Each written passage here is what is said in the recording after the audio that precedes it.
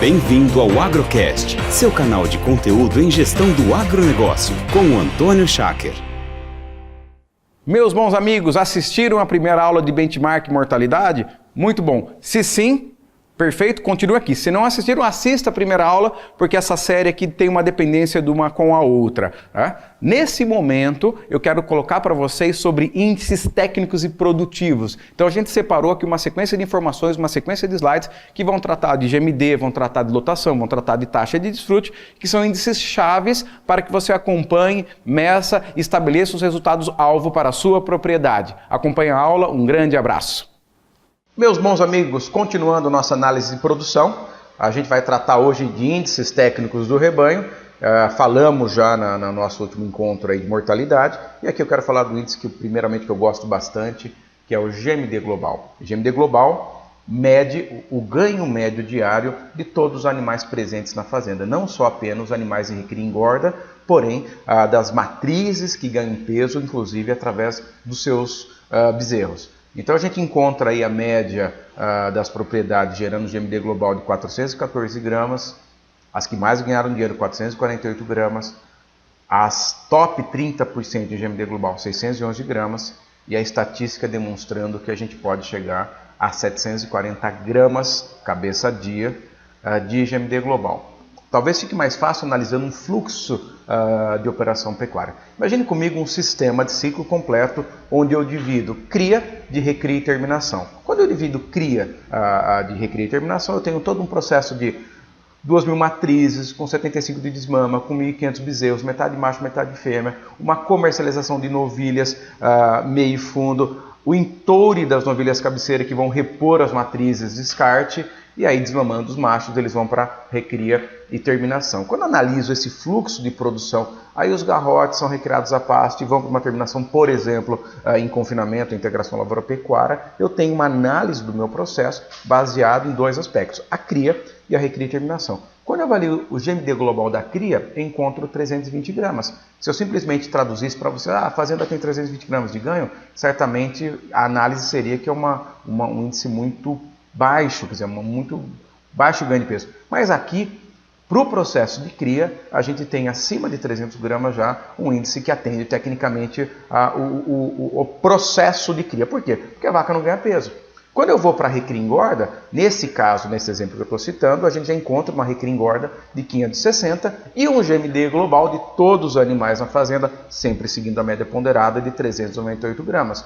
Então, quando eu analiso esse processo, eu tomo a seguinte decisão: como eu aumento o meu GMD global? Ora, o GMD global da cria eu consigo aumentar aumentando a taxa de entrada de fêmea ganhando peso, ou seja, os projetos que você tem um volume de novilha entrando, claro que respeitando aí o nosso desafio comprimir, para você passa a ter não só um percentual de matrizes adultos que eu não ganho peso, mas eu tenho aí novilhas crescendo, ganhando peso, que aumenta o GMD global. Da mesma forma, se meu peso de desmame for superior, eu passo a ter um aumento do GMD global, porque não estou mais desmamando bezerro de 180 kg, e sim de 210, 220, 230, 250 kg. Então, eu foco no aumento do GMD global da cria com um projeto separado da recria e terminação. Num sistema mais intensivo, o GMD global aí da recria e engorda aí pode superar os 700 gramas, e fazendo com que o GMD global supere aí o meio quilo de todas as categorias. É uma ruptura no modelo. Importante aqui compartilhar com vocês o conceito e o que é possível de GMD global. Seguindo isso, quando a gente avaliar pasto, onde você não tem sistemas intensivos de terminação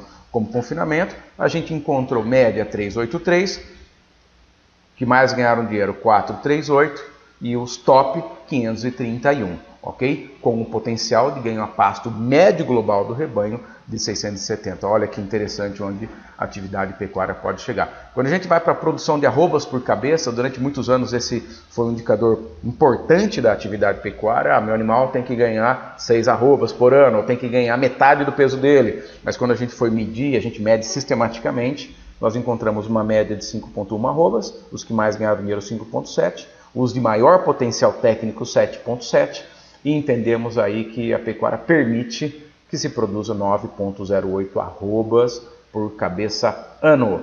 Quando a gente vai para a produção de arroba por hectare em pastagem, encontramos nessa plataforma de 185 fazendas 7,5 arrobas por hectare, os que mais ganharam dinheiro 9,5, e aí aos top 30% de produção 13,2 e com potencial a pasto de 14,5. Quando a gente analisa o global, que a gente sempre avalia sistemas intensivos em pastagem, acredito que ao longo dos anos a gente vai ter um sistema muito mais potencializado em pastagem. A gente tem, cada dia que a gente anda por aí, a gente vê uma capacidade de aumento de lotação muito importante, então a gente vai ter aí produção de arroba por hectare cada dia maior. Mas quando a gente avalia os termos de terminação, 8,9 arrobas por hectare, 9,7 os que mais ganharam dinheiro, e os top 30% de produção, 17,5.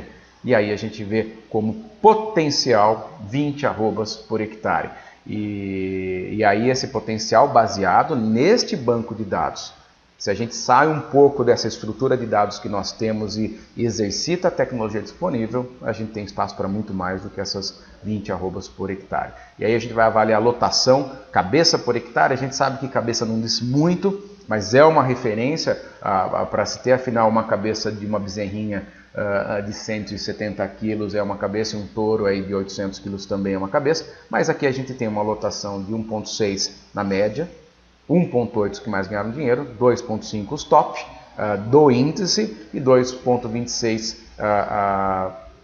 cabeças por hectare, nossa proporção aí. Quando a gente avalia a lotação em UA por hectare, e naturalmente você tem uma referência do modo de 450 kg, 1,2 UA por hectare, as fazendas médias, 1,3 UA por hectare foi a lotação das fazendas que mais ganharam dinheiro, e 1,9 UA por hectare foram as fazendas que tiveram a maior lotação, ou seja, as 30% da maior lotação.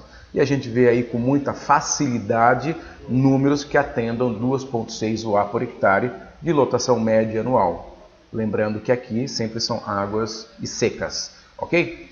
Muito bom, vamos para a taxa de desfrute. A taxa de desfrute mede a capacidade que o rebanho tem para gerar excedente, ou seja, quanto o rebanho conseguiu produzir, tá certo? É a produção dividida pelo estoque inicial, média de 45,7, os top 50,2, top rentáveis eu me refiro aqui, e aí quando a gente fala dos melhores números, estamos falando em 66,3 de taxa de desfrute. Alguém pode até perguntar, mas Antônio, a taxa de desfrute do Brasil não navega na casa de 25? Sim, e nós estamos falando aí em cabeças, e essa taxa de desfrute eu estou me referindo em arrobas, ok? Então você tem uma diferença do número, o método é o mesmo quando você avalia desfrute, porém em quilos a taxa de desfrute é maior. A gente prefere calcular a taxa de desfrute em alguma referência de quilo ou de arrobas. E aí a gente percebe que a atividade pecuária pode proporcionar uma taxa de desfrute superior a 80%.